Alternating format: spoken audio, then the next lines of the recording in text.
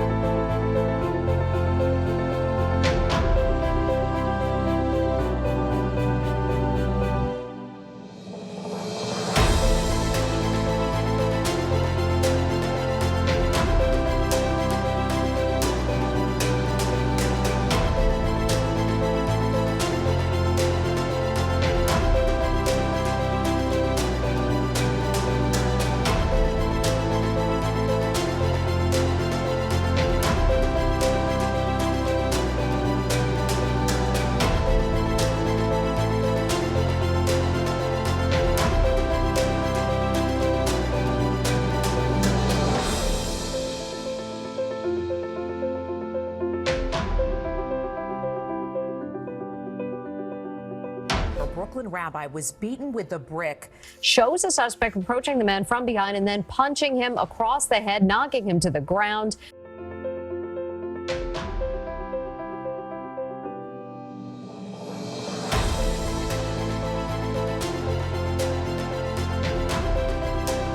I was defending myself. I was fighting for my life.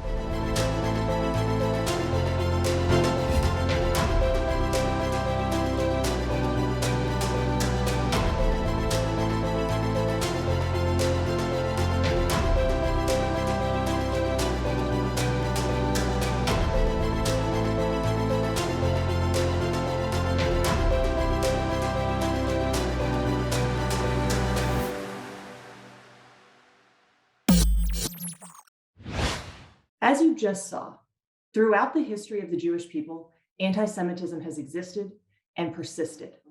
So while anti-Semitism is nothing new, we are seeing an alarming rise in anti-Jewish bias and bigotry around the globe, including not only efforts to ostracize and marginalize Jews, but blatant verbal harassment and even physical attacks.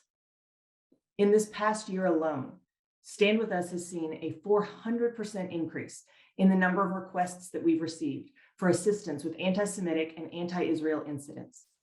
These attacks have taken place on social media, on middle school, high school, and college campuses, and within the broader community. This certainly provides reason for concern. But at Stand With Us, we are vigilant in monitoring and responding to the situation, working to strategically and effectively address this hate whenever and wherever it arises. To provide a look at what is happening and how Stand With Us is addressing anti-Semitism around the globe, we're going to take a quick trip to get updates from Latin America, Europe, Canada, and the United States. Now let's check in with Canadian Parliament member, the Honourable Anthony Housefather, for an update on the situation in Canada. Anthony, thank you so much for being with us. And I wonder if you could tell us just a little bit about what it is you're seeing in terms of anti-Semitism there in Canada, which I understand is similar to what we experience here in the US, and then also how that's being addressed, particularly from a governmental perspective. Thank you so much for having me, Carly. Yes, anti-Semitism in Canada when you look at all the different forms of hate, is the one that comes out on an annual basis as the one that is happening the most.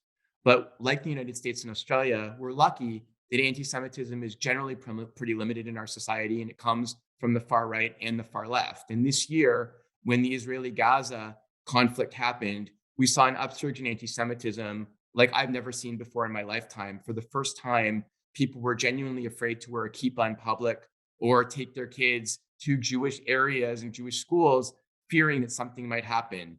And while that is dissipated, we continue on an ongoing basis to have BDS movements and the Israel apartheid movement on college campuses that make students afraid or fearful to express themselves on campus. I think that is probably the number one constant. The second is on social media, where we see social media providers not enforcing their guidelines in a uniform way. And anti-Semitism, about 85% of anti-Semitism actually originates online, which is why I'm proud to be working with a group of international legislators from the United States, Australia, the UK, and Israel, and Canada on a bipartisan basis to tackle this internationally. And why the government of Canada convened an emergency summit on anti-Semitism this summer. We appointed Erwin Kotler as both our domestic and international envoy to combat anti-Semitism. We passed an anti-BDS motion in Parliament, where both liberals and conservatives joined together to condemn the BDS movement and those sponsoring BDS in Canada and abroad. And we are working on education, and we're working on other things such as going into campuses. Our prime minister has gone into campuses a number of times and spoken about why BDS is a new form of anti-Semitism. But we in Canada concur that we still need to attack this legislatively. We're about to adopt legislation to force social media providers to take down hate speech, which would include anti-Semitic speech that crosses the line and incites. And we're going to keep working on this because there's nothing that will stop us from fighting anti-Semitism in Canada at home and abroad. Thank you so much. These are obviously serious issues that require a strategic response, and we're so grateful to have so many partners and allies in Canada, including those in government positions like yourself, who continue to monitor and respond to the continuing threat of global anti-Semitism. So thank you for being with us. Thanks so much for having me. For an update from the UK, we have with us Natasha Hausdorff. Natasha is a barrister in London and serves as legal director of the UK Lawyers for Israel Charitable Trust. Natasha, we appreciate you taking the time to be with us. And what can you tell us about how anti-Semitism is manifesting there in the UK? Well, hi, it's great to be with you from London.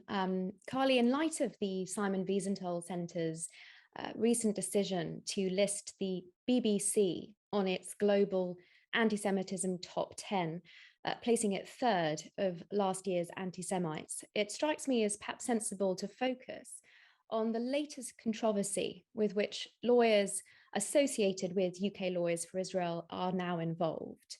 If there was ever an incident that demonstrated the nexus between anti-Zionism and anti-Semitism, it is this attack in Oxford Street, where observant Jews going to celebrate a Jewish festival were attacked by racists using Nazi salutes, anti-Israel slogans, and chants of Free Palestine. And even more shockingly, the latest responses from the BBC to complaints seem to indicate that they don't in fact view this incident as an anti-Semitic episode, but rather as an anti-Israel attack. I understand that this situation also kind of brings into focus, and I think this is what you were alluding to there at the end, another trend in what we're seeing, which has to do with the relationship between anti-Zionism and anti-Semitism. So in your view, is that accurate with regard to this situation? And if so, can you tell us a little bit about how that played out? Racists in polite society will often seek to disguise their hatred of Jews by claiming to be anti-Israel or anti-Zionist. Well, Zionism is the belief of the right of the Jewish people to self-determination. So what is it to be anti that right? You can be neutral for sure, but if you are anti-Zionist, you believed that Jews don't have a right to self-determination uniquely in the world, you're making a distinction for Jews. Now, that shouldn't fool anyone, because anti-Zionism is a modern subset of anti-Semitism, and we need to be alive to this. Thank you, Natasha, for being such a vigilant warrior against anti-Semitism, and also for your friendship to Stand With Us. I know that the Stand With Us UK staff is fully engaged there in the fight against anti-Semitism, as are you, fostering meaningful connections between individuals in Israel and making sure that the much needed education is available to students on campus, to members of the community. And so again, we just are so grateful for you, for your time today, and again, for all the work that you're doing. It's been a pleasure. And thank you, Carly, for everything that you and everyone at Stand With Us continues to do, in particular to support students who have certainly been under siege. Let's hear now from the director of Stand With Us Brazil, Andre Last. Andre, thank you for being with us. And I wonder if you can tell us a little bit of an update on what you're seeing in terms of anti-Semitism there in Brazil, as well as in the broader South American region. So yeah, we deal with the old anti-Semitism, although we have partnership with many old and known institutions, the Jewish community, the CONIBI, the federations. CONIBI is the umbrella organization of the Jewish federations in Brazil. They are 70, 80 years old, and they are very known and respected, and they know how to fight anti-Semitism. Also, we help the community in education. As everyone knows, Stand With Us as an education organization, we run educational projects. So we run educational projects in Brazil, in all the 26 states that composed Brazil Federation, in schools, in universities, inside and outside the Jewish community. We have a diplomacy department that educates politicians, opinion makers, bloggers, YouTubers, famous people that can influence millions of people with their videos in YouTube. We go to them, we explain to them why it's important to talk about Israel, why it's important to talk about Jewish history, and we get a very positive response from them, and we are getting millions and millions of views on videos from those people that are inviting us to talk about those issues. So just in 2021, after the war, we went to 7 or 8 YouTube channels with more than 25 million followers, and we talk about that, and this is education also. And despite that, we also run the internship, the fellowship. We have now a new project called the Mastership. This is for old people like 30 plus, in order to educate people that want to be educated about Israel and about the Jewish history. We go to Jewish schools, to Jewish, to synagogues, to youth movements, to JCCs, and of course, outside the Jewish community. It's a very important work we are doing now. It's to go into campuses, universities, and of course, running programs with non-Jewish people in order to also build trust between us, build up a community of people that support Israel, even they are not Jewish, and of course, make the word to spread out. We want to give as much as more content to as much as more people, so they can also educate other people, and so on and so forth. Wow, Andre, that is impressive work that you've described there. And we thank you so much for being with us, for giving us a little bit of a glimpse into what's happening there in Brazil. And we definitely look forward to hearing more from you as you continue this fantastic and, as you mentioned, extremely important work there in Brazil, as well as in the broader South American region. Thank you. With the help with Stand With Us International, this is the best and the most impact organization that can fight and educate about anti-Semitism and about the Jewish people in the world. No doubt, and I'm very proud to be part of it. We now have the privilege of being joined by United States Congressman Richie Torres to speak to the current issue of growing anti-Semitism in America. Richie, we are so grateful for your time and for you being here with us. Please tell us a little bit about what you're seeing and how anti-Semitism in the United States manifests and what the trends are right now. So I have a longstanding concern that the extremes on the hard left could be to the Democratic Party in American politics what Jeremy Corbyn became to the Labour Party in British politics. For me, Jeremy Corbyn serves as a cautionary tale of what can happen when anti-Semitism is left unchecked, when a demagogue pumps anti-Semitic poison into the bloodstream of a nation's politics. And so I feel like here in the United States, we have to be vigilant in speaking out against anti-Semitism, no matter what form it takes, no matter what ideological direction from which it comes, whether it comes on the right or on the left. And we have to be willing to speak out against anti-Semitism in our own backyard. I've been a forceful critic of the BDS movement because I see clearly an attempt by the BDS movement, A, to delegitimize Israel, and B, to ostracize pro-Israel, progressive members of the pro-Israel Jewish community from the larger progressive movement. And so it's been a mission of mine to establish myself as a pro-Israel progressive, right? To drive home the message that there are people like me who are pro-Israel, not despite our progressive values, but because of them. I see my advocacy for Israel as a profound expression of my progressive values. The central value of progressivism is progress, and there's no greater example of progress in the Middle East than Israel.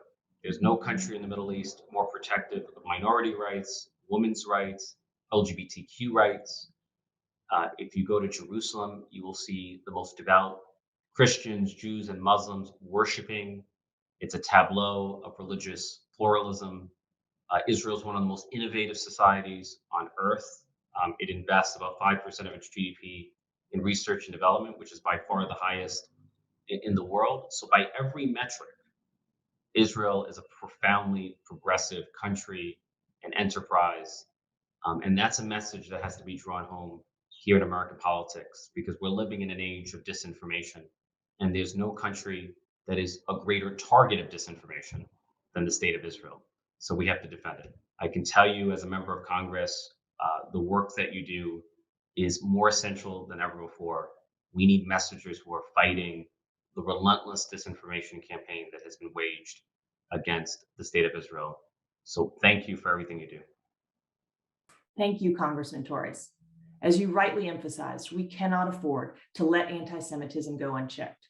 And progress requires that we remain vigilant in countering anti-Semitism and speaking out against all forms of anti-Jewish attacks, including those aimed at the Jewish state of Israel, regardless of their source.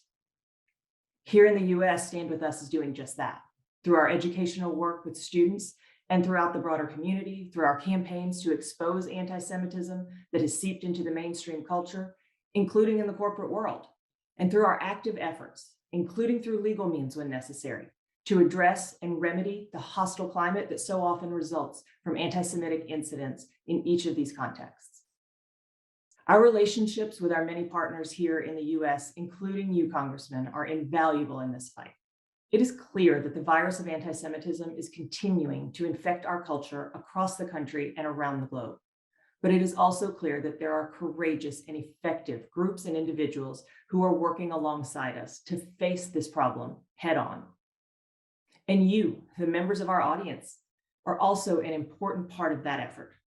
So I want to leave you with a few things that you can do, if you haven't already, to lend further support to the fight against anti-Semitism.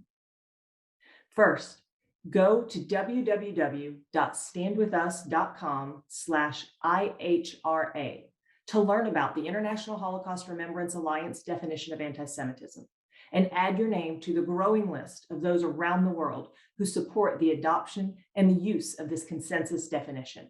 If you see something, say something. Feel free to reach out to us at any time if you see or experience anti-Semitism or virulent anti-Israel activity. You can contact me at carlyg@standwithus.com or our legal department at legal@standwithus.com. And finally, check out our materials on anti-Semitism. We have a growing library of dozens of fantastic booklets that look at the history, the definition, the manifestations, and so many more aspects of one of the world's oldest hatreds. Join us in the fight against anti-Jewish bigotry. Thank you for joining us and for all that you are doing to support the work of Stand With Us, Israel, and the Jewish people.